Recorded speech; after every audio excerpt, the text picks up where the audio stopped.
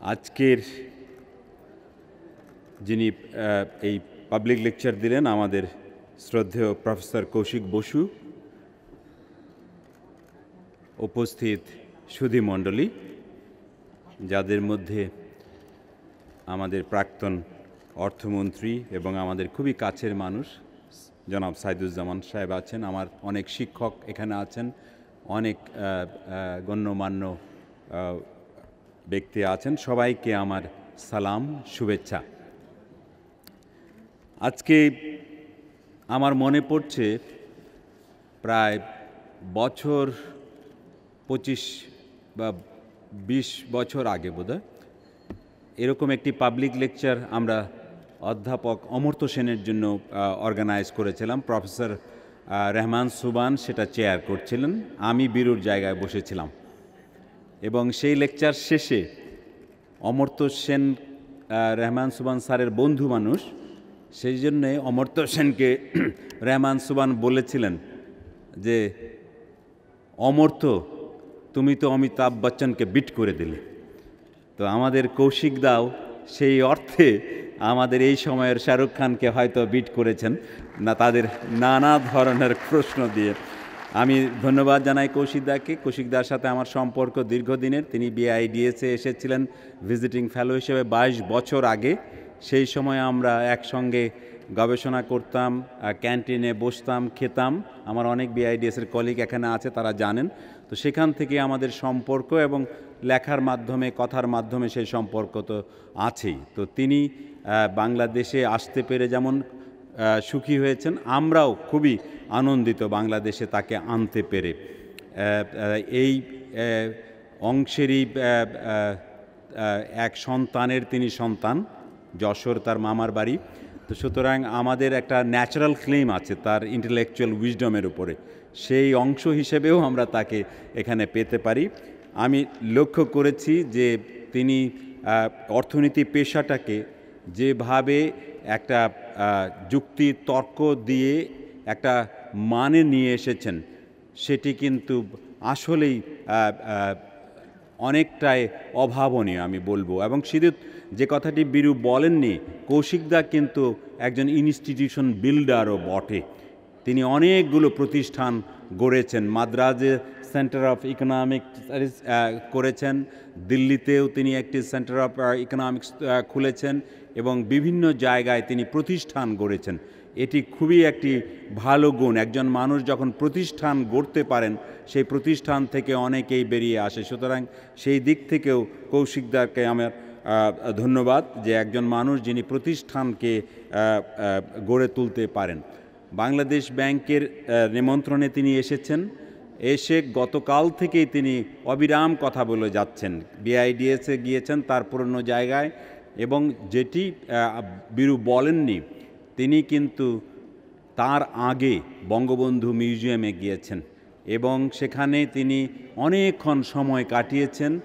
এবং যিনি এত সহজ, এত সরল জীবন যাপন করে বাংলাদেশ সৃষ্টির জন্য তিনি কাজ করেছেন, তার প্রতি শ্রদ্ধা নিবেদন করেছেন। আজকে সকালবেলা মাননীয় প্রধানমন্ত্রীর সাথে তিনি দেখা করেছেন।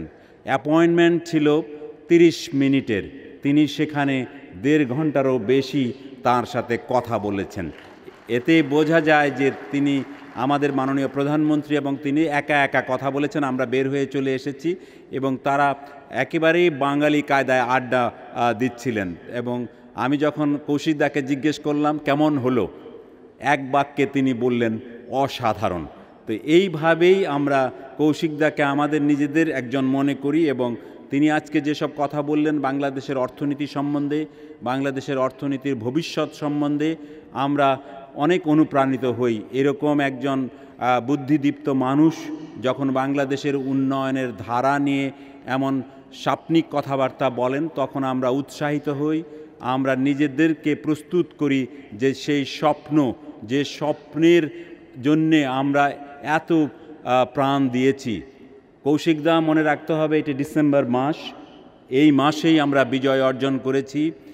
এই জন্যে আমরা এই জায়গায় আসতে 9 মাস ধরে আমাদের যুদ্ধ করতে হয়েছে এবং সেখানে নাম জানা না জানা লক্ষ লক্ষ মানুষ শহীদ হয়েছেন, প্রাণ দিয়েছেন, তাদের স্মৃতির প্রতি শ্রদ্ধা জানাই আমি।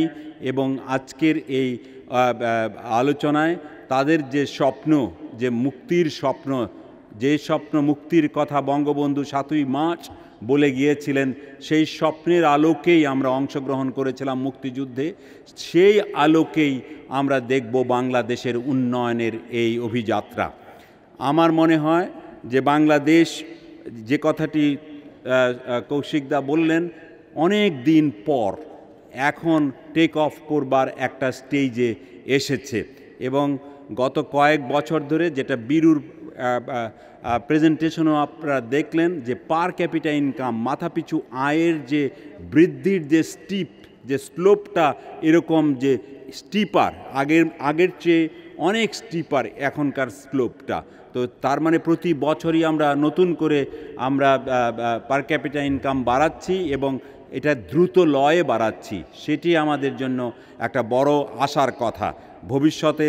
এবং মনে রাখতে হবে, এই সময়টায় যখন আমাদের পার ক্যাপিটা বেড়েছে, তখন কিন্তু আমাদের কনজামশন যিনি, যেটা বলি আমরা, যে বৈষম্য মাপার যে সূচকটা, সেটা কিন্তু বাড়েনি, বরং কোনো জায়গায় রুরাল যিনি বরং কমেছে। তার মানে আমরা কেকটা ভাগ করে খাচ্ছি। আমাদের ফাইন্যান্সিয়াল ইনক্লুশন, এটি কিন্তু এক নতুন মাত্রা পাচ্ছে ইনক্লুসিভ গ্রোথটাকে আমাদেরকে সামনে নিয়ে যাবার জন্য। আমরা ইনক্লুসিভ গ্রোথের অংশ হিসেবেই ফাইন্যান্সিয়াল ইনক্লুশন শুধু করছি গরিব মানুষের কাছে অর্থ পৌঁছে দেবার নয়, শুধু সেই জন্যেই নয়, গরিব মানুষের স্বার্থ অবশ্যই আমরা দেখছি বিভিন্ন পলিসির মাধ্যমে।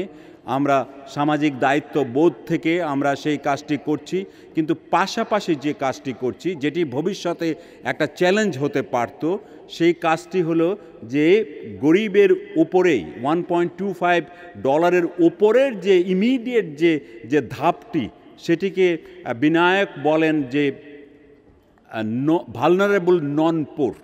এরা যে কোনো মুহূর্তে আবার গরিব হয়ে যেতে পারে, অথবা মধ্যবিত্তে যেতে তাদের সময় লাগতে পারে। এই যে অংশটা, এই অংশটার দিকেও আমরা নজর রাখছি। আমাদের স্মল এবং মিডিয়াম এন্টারপ্রেনারশিপ ডেভেলপমেন্টের মাধ্যমে, আমরা শেয়ার ক্রপারদের লোন দেবার মাধ্যমে, আমরা গ্রিন ফাইন্যান্সের মাধ্যমে আমরা নানাভাবে চেষ্টা করছি ওই গ্রুপটাকে, লোয়ার মিডল ক্লাস গ্রুপ যেটা, সেটাকে যেন আমরা মিডল ক্লাসে নিয়ে যেতে পারি। একই সঙ্গে আরও একটি বিষয় বাংলাদেশে ঘটছে, আপনারা সকলেই জানেন, সেটি হলো আমাদের এই যে নেট জেনারেশন, অর্থাৎ যে নতুন ছেলেমেয়েরা যারা যুক্ত হচ্ছে।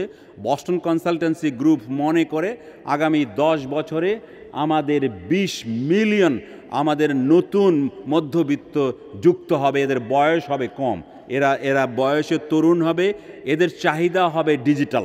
সুতরাং এই যে নতুন মানুষ আসছে, এই যে নতুন মধ্যবিত্ত আসছে, তাদের কথাও আমরা মনে রাখছি। এবং সেই কারণেই বাংলাদেশ সরকার মাননীয় প্রধানমন্ত্রীর নেতৃত্বে ডিজিটাল বাংলাদেশ গড়বার যে স্বপ্ন তিনি আমাদের দেখাচ্ছেন, সেটাকে সহযোগিতা করবার জন্য আমরা ডিজিটাল ইকোনমি বা ডিজিটাল ফাইন্যান্সিংয়ের যে ব্যবস্থা, সেই দিকে আমরা নজর দিয়েছি। পুরো ব্যাংকিং খাতটাকে আমরা ডিজিটাল টেকনোলজির মধ্যে নিয়ে আসার চেষ্টা করছি।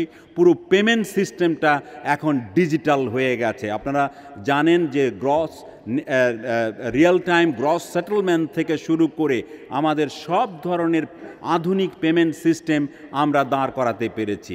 সবচেয়ে বেশি যেটা গরিব মানুষের উপকারে আসছে এবং টাকা লেনদেনের সহজলভ্য করেছে সাধারণ মানুষকে, সেটি হলো মোবাইল ফাইন্যান্সিয়াল সার্ভিস। আপনারা শুনে খুশি হবেন যে প্রতিদিন প্রায় 500 কোটি টাকারও বেশি ঢাকা থেকে গ্রামে যাচ্ছে মোবাইল ফাইন্যান্সিংয়ের মাধ্যমে। 80% আমাদের এই যে ঢাকা শহরে যেসব শ্রমিক কাজ করছেন, যেসব রিক্সাওয়ালা কাজ করছেন, তাদের 80%-এরও বেশি তারা কিন্তু মোবাইল ফাইন্যান্সিয়াল সার্ভিস ব্যবহার করে তাদের পরিবারের কাছে টাকা পাঠাচ্ছেন। সেই চরে বসে আছে যে মা, চরে বসে আছে যে স্ত্রী, তারা কিন্তু প্রতিদিন টাকা পাচ্ছেন ঢাকা থেকে। আগেকার দিনে 30 দিন বসে থাকতে হতো, স্বামী আসবেন টাকা দেবেন। এই 30টা দিন কেমন করে চলতো, এটা কিন্তু বলবার অপেক্ষা রাখে না। মহাজনের কাছে যেতে হতো, আত্মীয় স্বজনের কাছে হাত পাততে হতো, কিংবা না খেয়ে থাকতে হতো। সেই যে কনজামশন, যে স্ট্যাবিলিটি, এটা কিন্তু এনেছে এই আজকের এই মডার্ন পেমেন্ট সিস্টেম। সুতরাং এইভাবে আমরা পুরো ইকোনমিটাকে ইন্টিগ্রেটেড করে নিয়ে আসছি, আধুনিক করে আনছি, সকলের জন্য করে আনছি।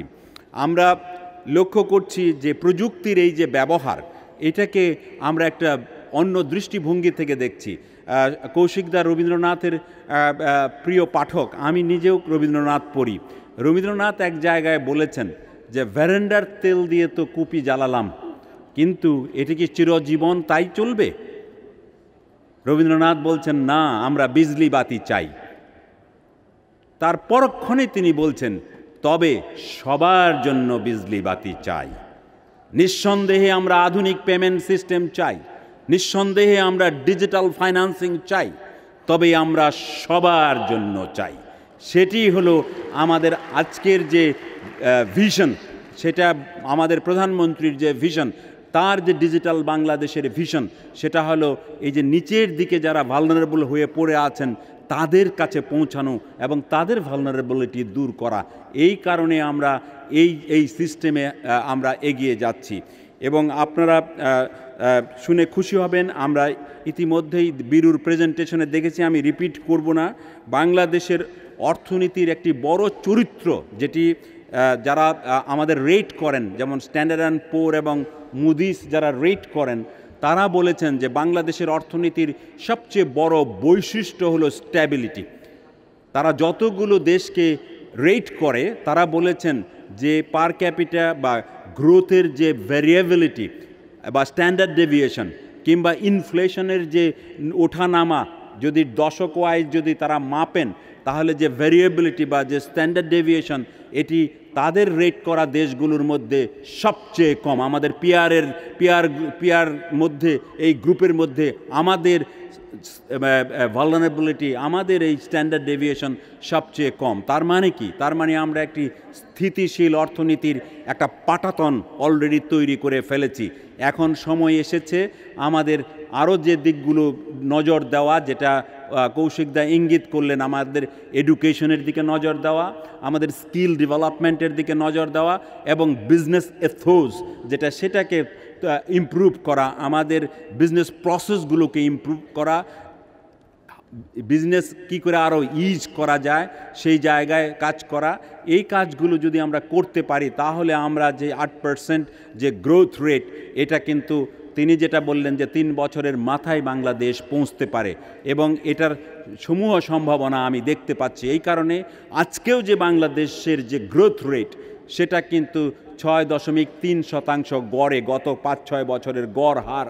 এবং গ্লোবাল অ্যাভারেজ যদি দেখেন আপনি, এটা কত হবে? বড় জোর 3%। তো তার মানে কি, বিশ্ব যে গড়, সেই প্রবৃদ্ধির গড়ের আমরা ডাবল দ্য রেটে এখন এগুচ্ছি।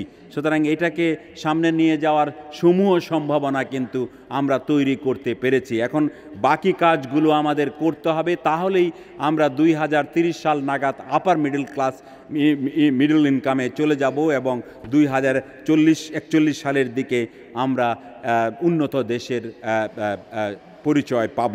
তো এর জন্য আমাদের যেটা করা দরকার, যেটা কৌশিকদা বলেছেন, আমি তার সাথে সম্পূর্ণ একমত, যে আমরা ক্লোজ ডোর কোনো পলিসিতে এটা করতে পারবো না। আমাদের ওপেনিং আপ, লিবারালাইজেশন, এটা করতে হবে। আজকে সকালবেলা যখন কৌশিকদা এবং মাননীয় প্রধানমন্ত্রী কথা বলছিলেন, মাননীয় প্রধানমন্ত্রী বলছিলেন যে আমি স্পষ্ট দেখতে পাচ্ছিলাম যে আমাদের ওপেন আপ করতে হবে, আমাদের ইকোনমিকে লিবারালাইজেশন করতে হবে, আমাদের প্রাইভেট সেক্টরকে আমাদের ভূমিকা পালন করতে দিতে হবে, but at the same time কিছু কিছু কমান্ডিং হাইটস আমাদের রাষ্ট্রের কাছেও রাখতে হবে।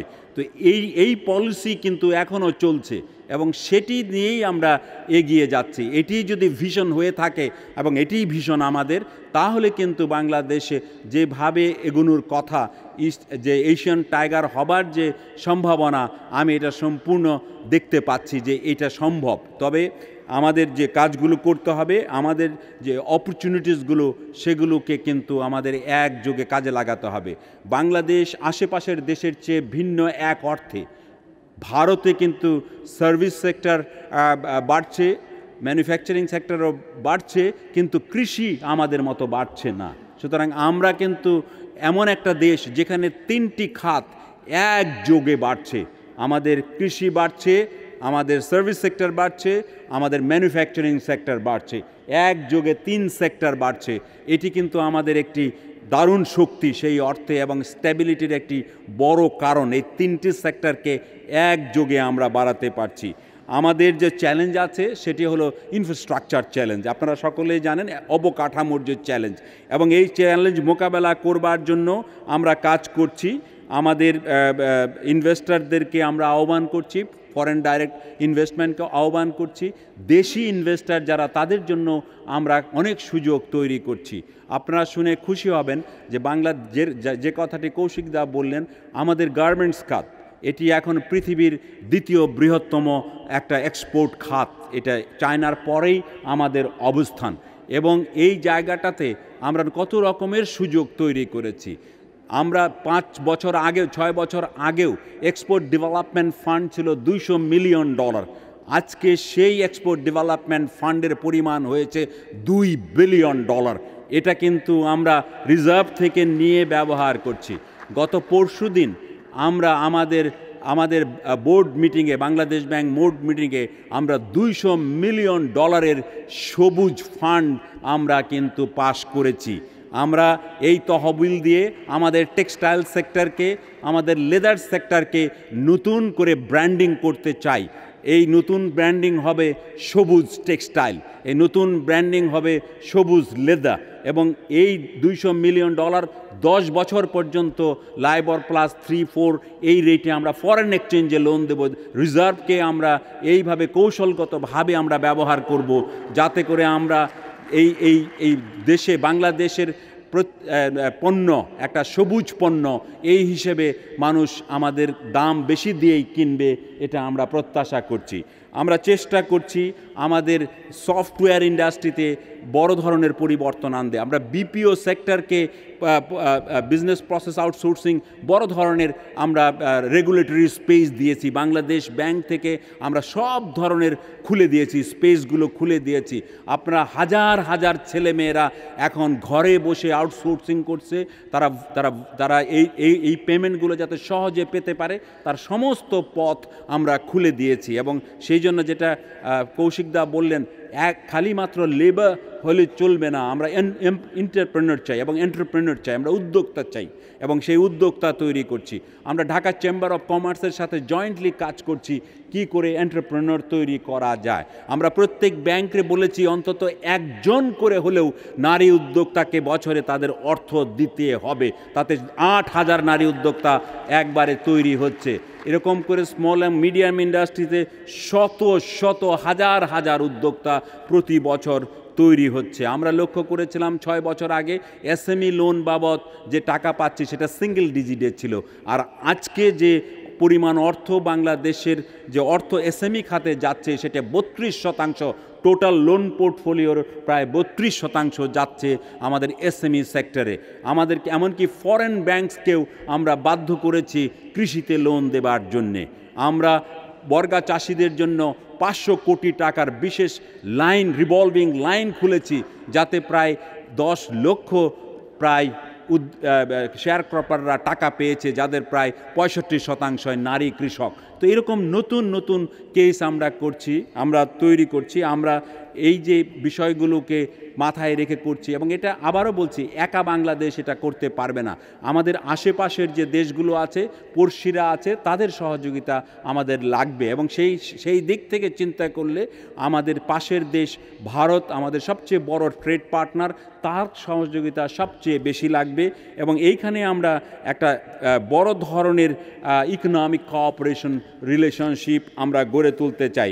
বাংলাদেশের যে লো কস্ট ম্যানুফ্যাকচারিং বেজ আছে, এটাকে কাজে লাগিয়ে আমরা জয়েন্ট ভেঞ্চারের মাধ্যমে, এবং আমরা চাই যে এই দুই দেশের সম্পর্ক অনেক ঘনিষ্ঠ হোক। ইতিমধ্যেই ভারতের ইলেকট্রিসিটি বাংলাদেশে আসছে, এবং আমরা ভুটান নেপাল থেকে একইভাবে আমরা ইলেকট্রিসিটি বাংলাদেশে আনতে চাই এবং এনে আমরা বাংলাদেশে এই ইকোনমিক জোনগুলো যে তৈরি করছি সেখানে আমরা এক একটা দেশ এক এক জায়গায় আমরা ইকোনমিক জোন দেব, ভারতকে দেব, চীনকে দেব, জাপানকে দেব। তারা ইকোনমিক জোনে এই যে সমস্ত বিজনেস প্রসেস আছে সেগুলো খুব সহজ করে দেব, যাতে করে এই সব জায়গায় ইনভেস্টমেন্ট হয় এবং এই ইনভেস্টমেন্ট দিয়ে এক্সপোর্ট হয়।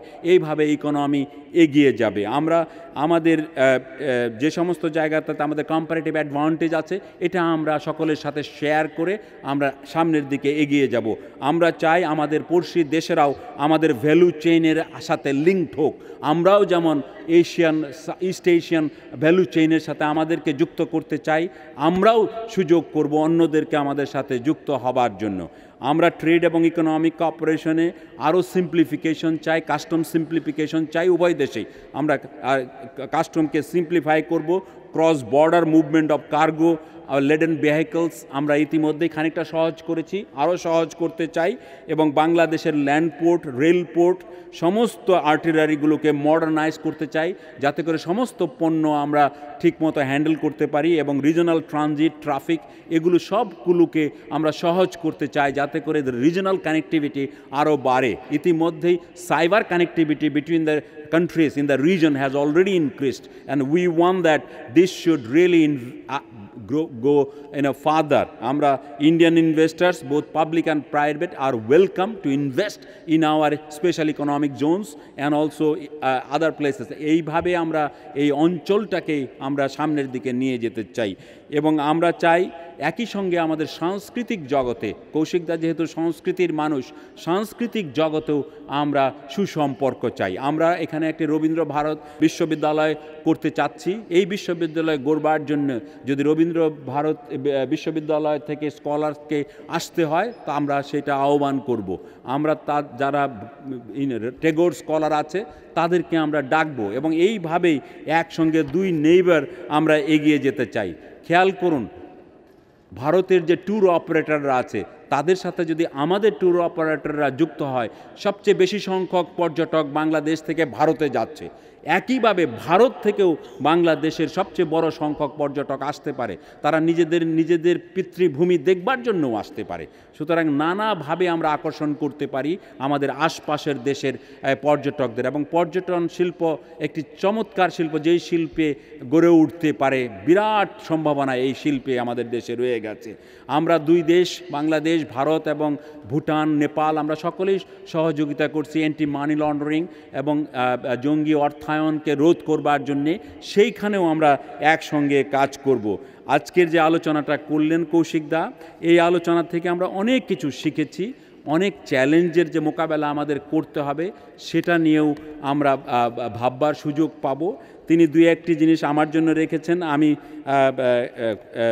পুরোটা উত্তর দিতে পারবো না, কিন্তু একটু ইঙ্গিত করি যে রিজার্ভ যেটার কথা বললেন, যেটা কিভাবে ব্যবহার করা যায় তার খানিকটা ইঙ্গিত আমি দিলাম যে রিজার্ভকে আমরা খুব কৌশলেও ব্যবহার করতে পারি। তবে রিজার্ভ মনে রাখতে হবে is not for shiny days, reserves are only for the rainy days. আমরা রিজার্ভটা বিপদের দিনে ব্যবহার করবার জন্যই শুধু রাখা হয়, তারপরেও যদি সুযোগ থাকে আপনারা এটাকে নানাভাবে ক্রিয়েটিভলি ব্যবহার করতে পারেন। তবে রিজার্ভ থাকলে যেটা সবচেয়ে বেশি সুবিধা হয়, রিজার্ভ থাকলে আপনার হাতে শক্তি বাড়ে।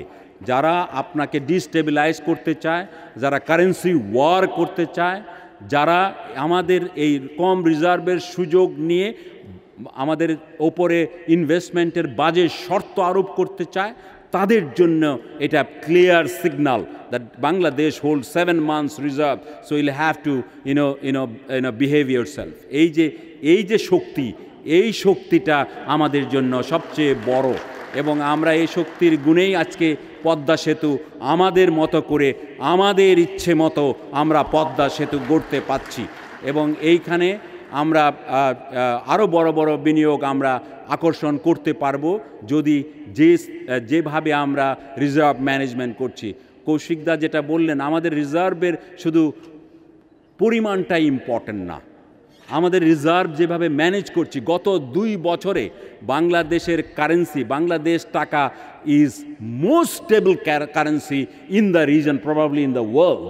একটুও নড়ছে না, চড়ছে না, নড়লেও 1 পয়সা বাড়ে 2 পয়সা কমে, এরকম একটি economy. And this only reflects the strength of your economy. If your আপনার পাটাতন যদি শক্ত না হয়, তাহলে কাঠের ঘরে যখন সিঁড়িতে উঠবেন এটা কাঁপতে থাকবে, এরকম কাঁপতে থাকবে। বাংলাদেশের অর্থনীতির পাটাতন এতই শক্ত যে এই টাকার মান কমেও না বাড়েও না, একটা স্থিতিশীল পর্যায়ে আছে এবং আমরা নানা কায়দায় এটা স্থিতিশীল রাখবার চেষ্টা করছি। এই স্থিতিশীলতা আমাদের ভরসা যোগায়, এই স্থিতিশীলতা আমাদের উদ্যোক্তাদের উৎসাহী করে, এই স্থিতিশীলতা বিদেশি বিনিয়োগকারীদের আকর্ষণ করে এবং এই স্থিতিশীলতা রাজনীতিকদের মনেও ভরসা যোগায়। সুতরাং আমরা এইরকম একটি ভরসার পরিবেশ করতে চাই। শেষ করব রবীন্দ্রনাথের কথা দিয়েই।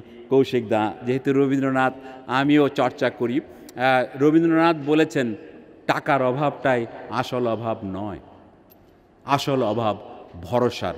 আসুন আমরা সকলে মিলে সেই ভরসার পরিবেশ তৈরি করি এবং কৌশিকদার আজকের এই গণবক্তৃতা সেই ভরসার পরিবেশকে আরও শক্তিশালী করেছে। ধন্যবাদ কৌশিকদা, ধন্যবাদ সকলকে, ধন্যবাদ সবাইকে।